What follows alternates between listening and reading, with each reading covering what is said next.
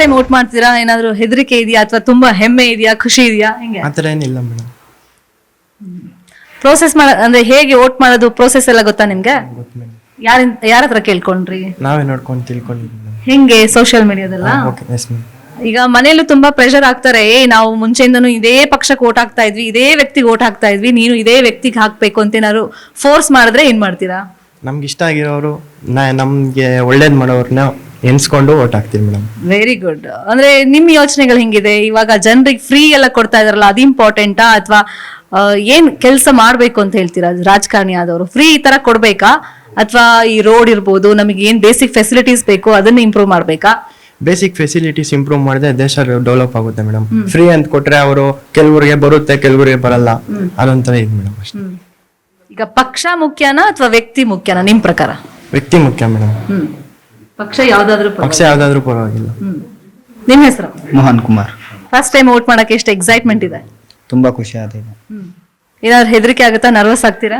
ಇಲ್ಲ ಇಲ್ಲ, ನೀವು ಸೋಷಿಯಲ್ ಮೀಡಿಯಾದಲ್ಲಿ ಪೊಲಿಟಿಕ್ಸ್ ಎಲ್ಲ ಫಾಲೋ ಮಾಡ್ತಾ ಇರ್ತೀರಾ? ಮಾಡ್ತಾ ಸೊ ಏನ್ ಅನ್ಸುತ್ತೆ ಚರ್ಚೆಗಳೆಲ್ಲ ಬಂದಾಗ ಅಥವಾ ಇವಾಗಿನ ಪೊಲಿಟಿಷಿಯನ್ಸ್ ಜಗಳ ಮಾಡೋದು, ಓಪನ್ ಆಗಿ ಸ್ಟೇಟ್ಮೆಂಟ್ ಗಳನ್ನ ಕೊಡೋದೆಲ್ಲ ನೋಡಿದಾಗ ಯೂತ್ ಆಗಿ ನಿಮ್ಗೆ ಏನ್ ಅನ್ಸುತ್ತೆ? ಅಂದ್ರೆ ಇವ್ರ ನಾಯಕತ್ವದಲ್ಲಿ ನಮ್ ದೇಶ ಮುನ್ನಡೆಯುತ್ತಲ್ಲ, ಬೇಜಾರಾಗುತ್ತಾ ಅಥವಾ ಇವ್ರೇನು ಇನ್ನು ನಾವೇ ವೋಟ್ ಹಾಕಕ್ ಪವರ್ ಬಂದಿದೆ, ನಾವು ಇದಕ್ಕಿಂತ ಚೆನ್ನಾಗಿ ಯೋಚನೆ ಮಾಡ್ತೀವಿ, ಇವ್ರು ಇನ್ನು ಚೀಪ್ ಲೆವೆಲ್ ಅಲ್ಲಿ ಯೋಚನೆ ಮಾಡ್ತಾರೆ ಅಂತ ಅನ್ಸುತ್ತಾ? ಹಂಗೇನು ಅನ್ಸಲ್ಲ. ಅವರು ಮಾಡ್ತಾ ಇರ್ತಾರೆ, ಒಂದ್ಕಿತ ತಪ್ಪು ಮಾಡ್ತಾರೆ, ಒಂದ್ಕಿತ ಸರಿ ಮಾಡ್ತಾರೆ.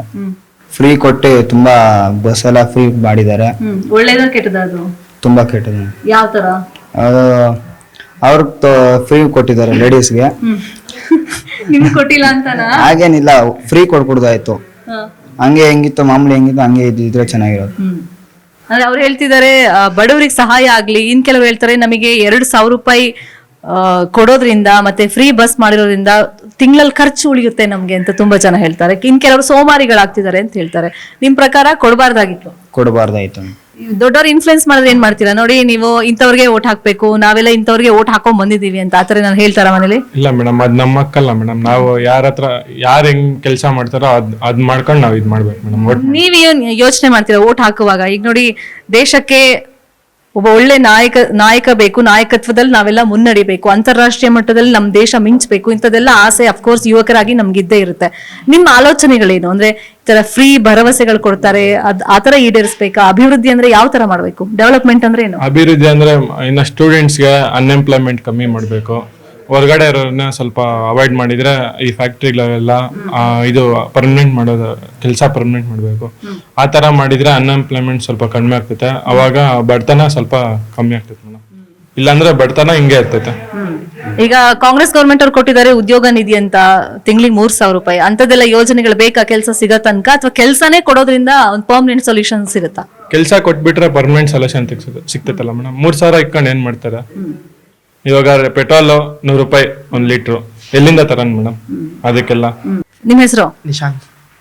ಫಸ್ಟ್ ಟೈಮ್ ವೋಟ್ ಮಾಡೋದು ಹೇಗೆ ಅನ್ಸುತ್ತೆ? ಎಷ್ಟು ಎಕ್ಸೈಟ್ಮೆಂಟ್ ಇದೆ? ಏನ್ ಎಕ್ಸೈಟ್ಮೆಂಟ್, ಯಾರು ಬಂದೇನೋ ಅದೇನೋ ಡೆವಲಪ್ಮೆಂಟ್ ಏನೋ ಅಷ್ಟಲ್ಲೇ ಇದೆ. ಎಲ್ಲ ಫ್ರೀ ಕೊಟ್ರೆ ಮುಂದೆ ಫ್ಯೂಚರ್ ಅಲ್ಲಿ ನಮ್ಗೆ ಎಲ್ಲ ಪ್ರಾಬ್ಲಮ್ ಆಗೋದು. ಏನಿದೆಯಾ ಅದು ಮಾಮೂಲಿ ಫಸ್ಟ್ ಏನ್ ಹಿಂಗ್ ನಡೀತಿತ್ತು, ಅವ್ರು ಏನಿದ್ರು ಫ್ರೀ ಕೊಡೋ ಬದಲು ಡೆವಲಪ್ಮೆಂಟ್ ಪ್ರೋಸೆಸ್ ಅಲ್ಲಿ ಸ್ವಲ್ಪ ಕಾನ್ಸಂಟ್ರೇಷನ್ ತೋರಿಸಿದ್ರೆ ನಮ್ ಇಂಡಿಯಾ ಒಂದ್ ಸ್ವಲ್ಪ ಡೆವಲಪ್ಮೆಂಟ್ ಆಗುತ್ತೆ. ಬೇರೆ ಕಂಟ್ರೀಸ್ ಅದ ನಾವು ಒಂಚೂರು ಅಪ್ಡೇಟೆಡ್ ಆಗಿ ಆರಾಮಾಗಿ ಲೈಫ್ ಲೀಡ್ ಮಾಡ್ಬೋದು ಅಂತ ಅಷ್ಟೇ. ಫಾರ್ ಎಕ್ಸಾಂಪಲ್ ಈಗ ಕೋಲಾರದಲ್ಲಿ ಎಷ್ಟು ಡೆವಲಪ್ಮೆಂಟ್ ಆಗಿದೆ ಅಂತ ನಿಮ್ಗೆ ಅನ್ಸುತ್ತೆ? ಇನ್ನು ಏನ್ ಡೆವಲಪ್ಮೆಂಟ್ ಆಗ್ಬೇಕು? ಯಾಕಂದ್ರೆ ಬೆಂಗಳೂರಿಗೆ ತುಂಬಾ ಹತ್ರ ಇರುವಂತ ಊರು ಕೋಲಾರ. ಸೊ ರೋಡ್ ಇರ್ಬೋದು, ಬೇಸಿಕ್ ಫೆಸಿಲಿಟೀಸ್, ಇದ್ರ ಬಗ್ಗೆ ನೋಡಿದಾಗ ಡೆವಲಪ್ಮೆಂಟ್ ಆಗಿದೆ ಅನ್ಸುತ್ತಾ ಇಲ್ವಾ? ಆಗ್ಬೇಕಾದ್ರೆ ಏನ್ ಆಗ್ಬೇಕು ಅಂತ ಹೇಳ್ತೀರಾ ಡೆವಲಪ್ಮೆಂಟ್? ಮೇಡಮ್, ರೋಡ್ಸ್ ಕರೆಕ್ಟ್ ಆಗಿಲ್ಲ, ಏನ್ ಡೆವಲಪ್ಮೆಂಟ್ ಆಗಿಲ್ಲ. ಕೋಲಾರ ಇನ್ನೂ ಜಾಸ್ತಿ ಡೆವಲಪ್ಮೆಂಟ್ ಆಗ್ಬೇಕು. ಎಲ್ಲ ರೋಡ್ಸ್ ಎಲ್ಲ ಕಿತ್ತೋಗಿದೆ, ಎಲ್ಲ ಏನೇನ್ ಕೆಲಸ ಇದೆಯೋ ಎಲ್ಲ ಪೆಂಡಿಂಗ್ ಅಲ್ಲೇ ಇದೆ. ಅದೆಲ್ಲ ಒಂದ್ ಸ್ವಲ್ಪ ಇಂಪ್ರೂವ್ ಆದ್ರೆ ಡೆವಲಪ್ಮೆಂಟ್ ಆಗಿದೆ ಅಂತ ಹೇಳ್ಬೋದು. ಈಗ ಏನು ಡೆವಲಪ್ಮೆಂಟೇ ಇಲ್ಲ ಇಂಡಿಯಾ, ಕೋಲಾರ. ಅಂದ್ರೆ ಡೆವಲಪ್ಮೆಂಟ್ ಮಾಡಿದ್ರೆ ಹೆಂಗಿರ್ಬೇಕಂದ್ರೆ ರೋಡ್ಸ್ ಅಂದ್ರೆ ಬೆಂಗಳೂರಲ್ಲೂ ಕಿತ್ತೋಗಿದೆ. ಬೆಂಗಳೂರು ಏನ್ ಜಾಸ್ತಿ ಡೆವಲಪ್ ಆಗಿಲ್ಲ. ಬೆಂಗಳೂರು ಅಂದ್ರೆ ಒಂದ್ ತಕ್ಕ ಮಟ್ಟಿಗೆ ಪರವಾಗಿಲ್ಲ, ಇದು ಒಂದ್ ಸ್ವಲ್ಪ ಹತ್ರ ಇದೆ ಅಲ್ವಾ, ಅದಕ್ಕೆ ಇದನ್ನೊಂದ್ ಸ್ವಲ್ಪ ಡೆವಲಪ್ ಮಾಡಿದ್ರೆ ಚೆನ್ನಾಗಿರುತ್ತೆ ಅಂತ. ನಿಮ್ ಥಾಟ್ ಪ್ರೋಸೆಸ್ ಹೆಂಗಿದೆ? ಎಲೆಕ್ಷನ್ ಅಂತ ಬಂದಾಗ, ಪಾಲಿಟಿಕ್ಸ್ ಅಂತ ಬಂದಾಗ ಏನ್ ಯೋಚನೆ ಮಾಡ್ತೀರಾ? ಫಸ್ಟ್ ವ್ಯಕ್ತಿ ಮುಖ್ಯ ಅಂತ ಹೇಳ್ತೀರೋ ಅಥವಾ ಪಕ್ಷ ಮುಖ್ಯನಾ? ನಾಯಕತ್ವ ಅಂದ್ರೆ ಹೆಂಗಿರ್ಬೇಕು? ವ್ಯಕ್ತಿ ಕರೆಕ್ಟ್ ಆಗಿದ್ದಾನೆ ಅಲ್ವಾ ಮೇಡಮ್, ಪಕ್ಷ ಕರೆಕ್ಟ್ ಆಗಿರೋದು. ವ್ಯಕ್ತಿ ಏನಂದ್ರೆ ಅವರು ಡೆವಲಪ್ಮೆಂಟ್ ಪ್ರೋಸೆಸ್ ಅದೇ ಡೆವಲಪ್ ಮಾಡೋದು ಮೈಂಡ್ ಸೆಟ್ ಇರೋರ್ನ ನಾವು ಹುಡುಕಿ ಅವ್ರು ವೋಟ್ ಮಾಡಿದ್ರೆ ಸ್ವಲ್ಪ ಫ್ಯೂಚರ್ ಅಲ್ಲಿ ನಮ್ಗೆ ಹೆಲ್ಪ್ ಆಗುತ್ತೆ ಅಷ್ಟೇ. ನಾವು ದುಡ್ಡು ಮುಖ ನೋಡ್ಕೊಂಡು ದುಡ್ಡು ಕೊಡ್ತಾರೆ ಅನ್ಬಿಟ್ಟು ವೋಟ್ ಮಾಡಿದ್ರೆ ನಾವು ಡೆವಲಪ್ಮೆಂಟ್ ಆಗೋದು ಕಷ್ಟ ಇದೆ. ನಮ್ ಇಂಡಿಯಾ ಹೆಂಗಿದೆಯೋ ಹಂಗೆ ಉಳ್ಕೊಂಡ್ಬಿಡುತ್ತೆ, ಡೆವಲಪ್ ಆಗೋದಿಲ್ಲ.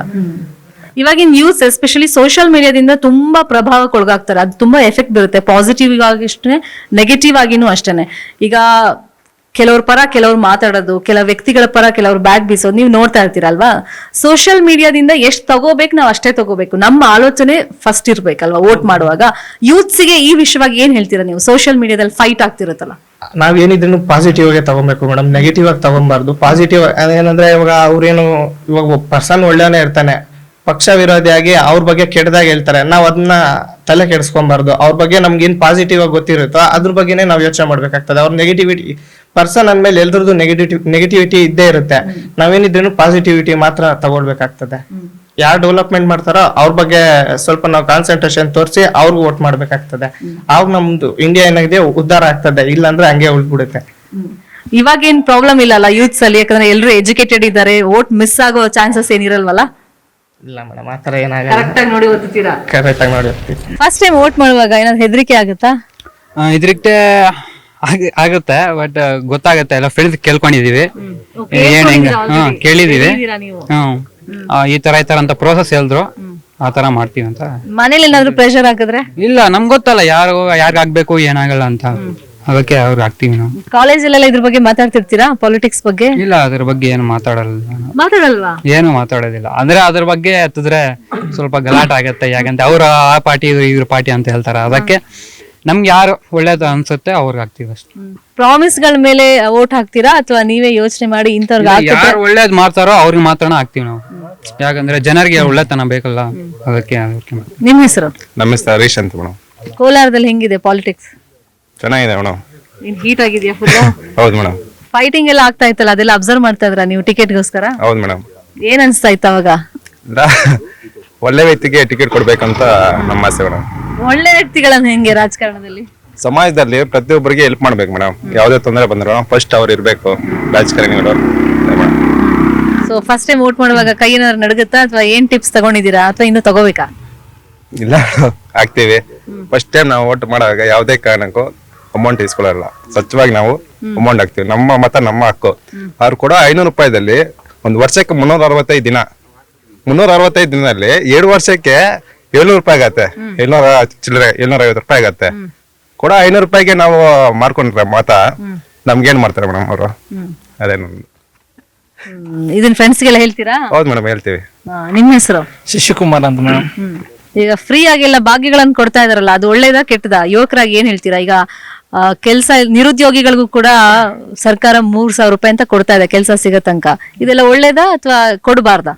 ಮೇಡಮ್, ಇದು ಒಳ್ಳೇದಕ್ಕೆ ಮಾಡ್ತಾ ಇದ್ದಾರೆ. ಯಾಕಂತ ಹೇಳ, ನಂದು ಯಾವುದೇ ಒಂದು ಪಕ್ಷದಿಂದ ಮಾತಾಡ್ತಾ ಇಲ್ಲ ನಾನು. ಇವಾಗ ಎಕ್ಸಾಂಪಲ್ 10 ವರ್ಷಗಳ ಮುಂಚೆ ಏನು 2014ರಲ್ಲಿ ಮೋದಿ ಸರ್ಕಾರ ಬಂದಾಗ ಮೋದಿ ಸರ್ಕಾರ ಮಾತಾಡಿದ್ದು ಇದೆ ಕಾನ್ಸೆಪ್ಟ್. ಏನಂತ 2 ಕೋಟಿ ಉದ್ಯೋಗ ಸೃಷ್ಟಿ ಮಾಡ್ತೀನಿ, ಆಯ್ತಾ, ನಾನು ಬಂದ್ಮೇಲೆ ದೇಶದನ್ನು ಅಭಿವೃದ್ಧಿ ಮಾಡ್ತೀನಿ, ಒಂದು ಯುವಕರಿಗೆ ಉದ್ಯೋಗ ಕೊಡಿಸ್ತೀನಿ, ದೇಶವನ್ನು ಅಭಿವೃದ್ಧಿ ಕಡೆಗೆ ಮುಂದುವರಿಸ್ತೀನಿ ಅಂತ ಅವ್ರು ಮಾತು ಕೊಟ್ರು. ಆದ್ರೆ 10 ವರ್ಷ ಆಗೈತೆ. 10 ವರ್ಷದಲ್ಲಿ 2 ಕೋಟಿ ಅಂದ್ರೆ ಇಷ್ಟೊತ್ತಿಗೆ 20 ಕೋಟಿ ಉದ್ಯೋಗ ಸೃಷ್ಟಿ ಆಗ್ತಾ ಇತ್ತು. ವಿದ್ಯಾರ್ಥಿಗಳು, ಯುವ ಜನರು ಯಾರು ನಿರುದ್ಯೋಗಿಗಳಾಗ್ತಾ ಇಲ್ಲ.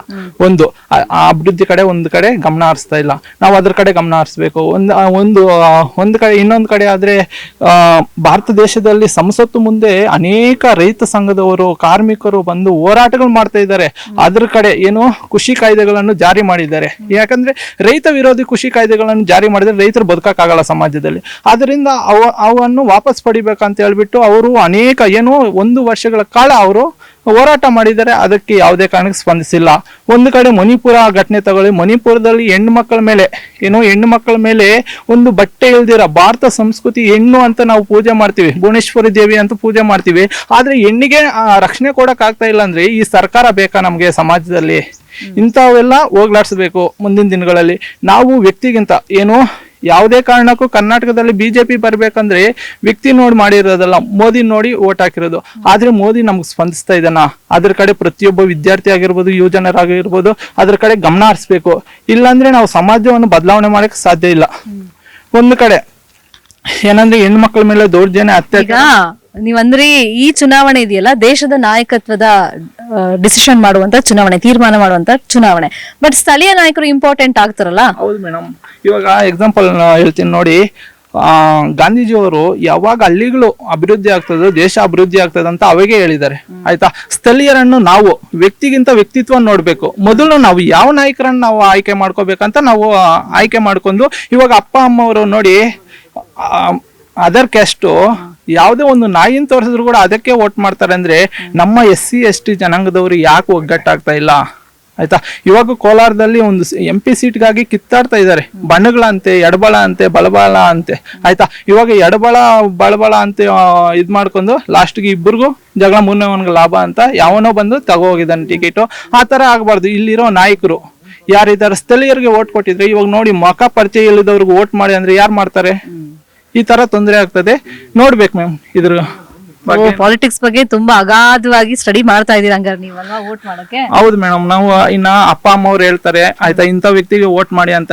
ಯಾಕಂದ್ರೆ ಅವ್ರಿಗೆ ಅಷ್ಟು ನಾಲೆಜ್ ಇರಲ್ಲ. ಯಾಕಂದ್ರೆ ನಾವು ವಿದ್ಯಾರ್ಥಿಗಳು, ನಾವು ಅದ್ರ ಬಗ್ಗೆ ಅರಿವಿರ್ಬೇಕು ನಮ್ಗೆ. ಯಾಕಂದ್ರೆ ಇಂದಿನ ಮಕ್ಕಳೇ ಮುಂದಿನ ಪ್ರಜೆಗಳನ್ನು ನಮ್ಗೆ ಅರಿವಿದ್ರೆ ಮಾತ್ರ ಮುಂದಿನ ಸಮಾಜ ಯಾವ ರೀತಿ ಡೆವಲಪ್ ಆಗುತ್ತೆ ಅಂತ ನಮ್ಗೆ ಗೊತ್ತಾಗುತ್ತೆ. ಇಲ್ಲ ಅಂದ್ರೆ ಅವ್ರು ಹೇಳ್ದಂಗೆ ನಾವು ಅದೇ ಬಂದಪುಟ ಓದಪುಟ ಒತ್ಬಿಟ್ಟು ಹೋದಂದ್ರೆ ಏನೂ ಆಗಲ್ಲ ಮೇಡಮ್. ಅದ್ರ ಬಗ್ಗೆ ಗಮನ ಇರ್ಬೇಕು ಪ್ರತಿಯೊಬ್ಬ ವಿದ್ಯಾರ್ಥಿಗಳು.